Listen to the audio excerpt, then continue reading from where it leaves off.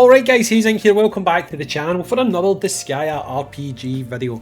So on this video we are going to continue on this trend of previewing everything that comes before the 9th of December. Now you'll probably have definitely noticed by now I've had a hell of a lot of videos.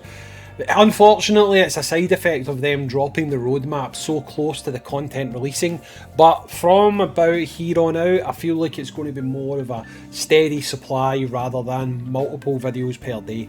But on today's video, we are going to talk about the last big thing that we need to talk about before the 9th, and that is going to be the XENO DESCO raid, okay?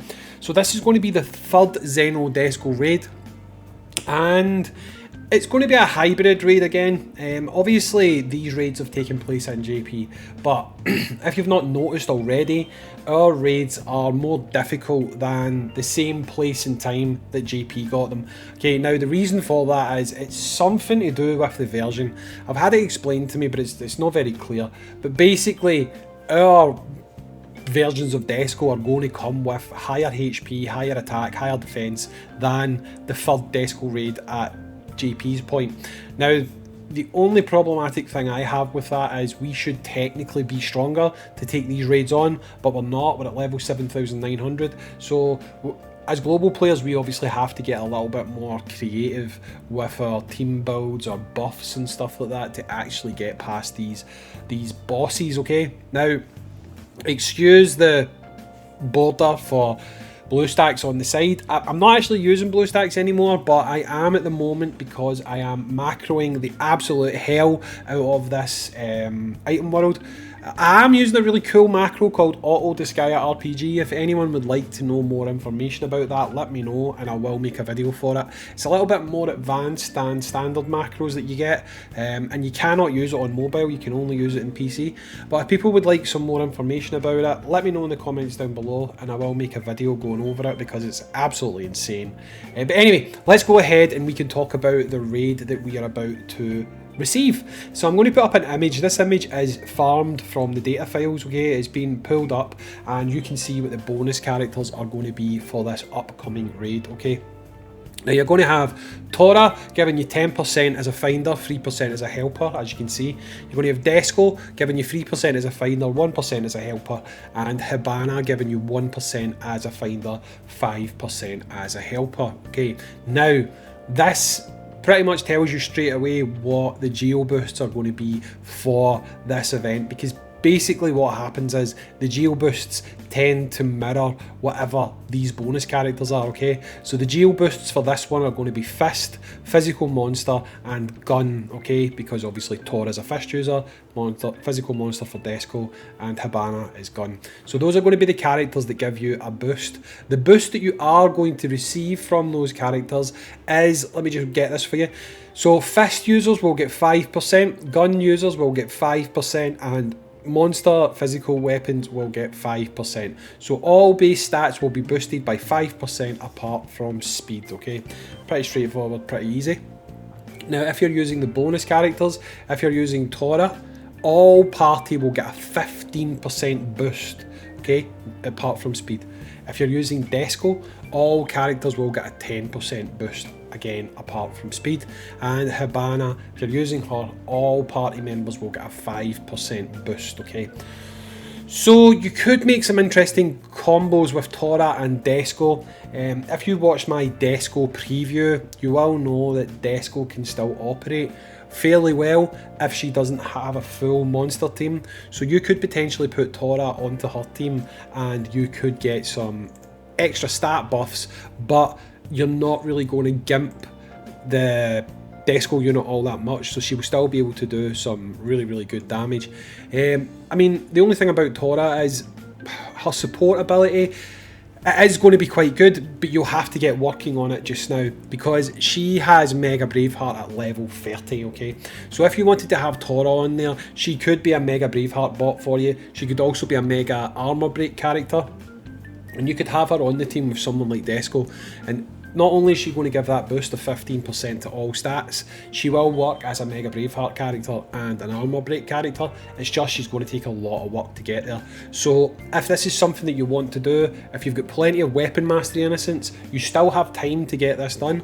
Again, you don't have a lot of time, but you do have time to get this done, and it might be something that's worth focusing on, because I could imagine some interesting builds with a couple of Usalias, Tora on there, and potentially even throwing a healer onto the team, you know, because like I say, DESCO is still going to work as a DPS character if you've got more support on the team to keep her alive, and that is maybe a slight advantage over running a Sagi, because with a Sagi, there's no real decent, apart from obviously 2 and 3 stars, there's no real decent monster supporters out there that can really keep a Sagi in the game if she starts taking damage.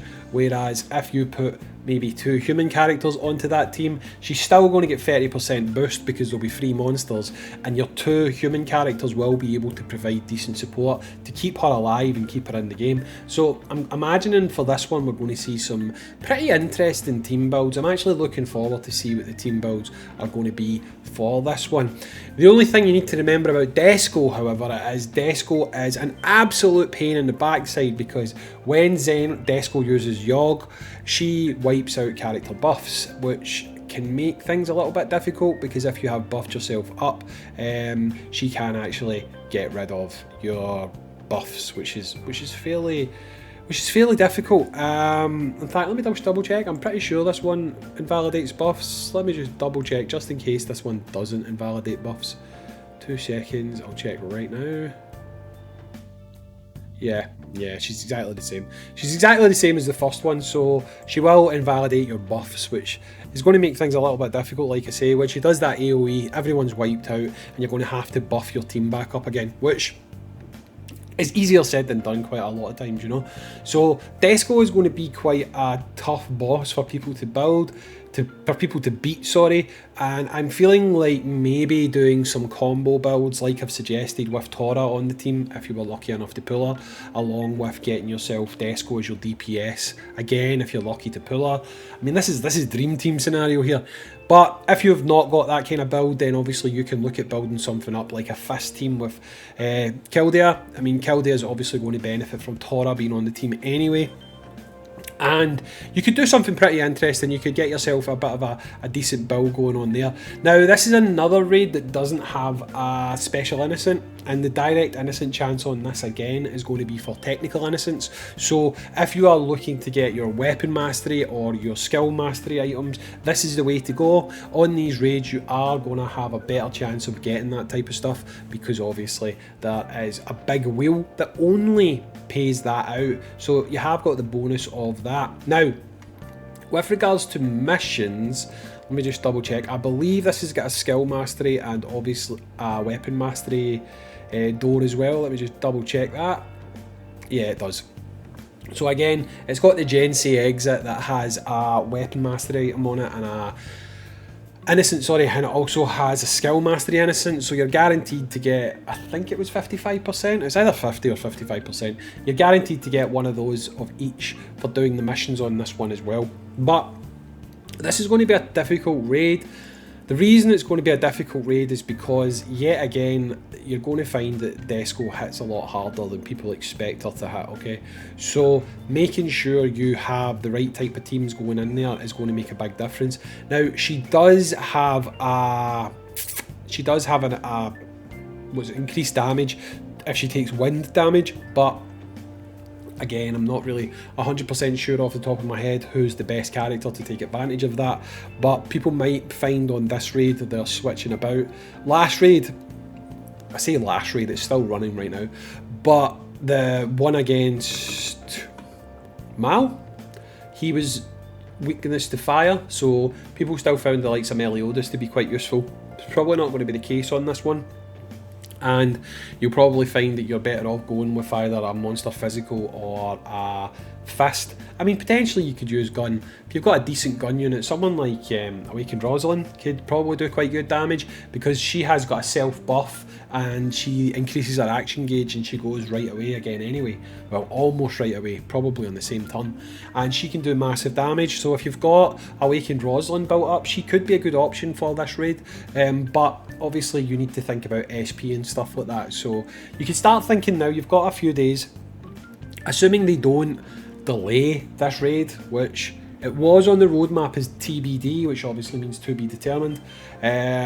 Hopefully it doesn't get delayed, because that would be a bit of a stinker. I think people, while they may have been shocked that we were going to have back-to-back raids, I think they're now looking forward to it. So hopefully the raid will come out on time. But like I say, your options for this one, I mean, a lot of people will probably just run exactly what they've ran, monsters, or they're going to run guns, fists, because you can already see by looking at raid rankings and stuff like that, Calidia teams and Asagi teams really do dominate the raid meta.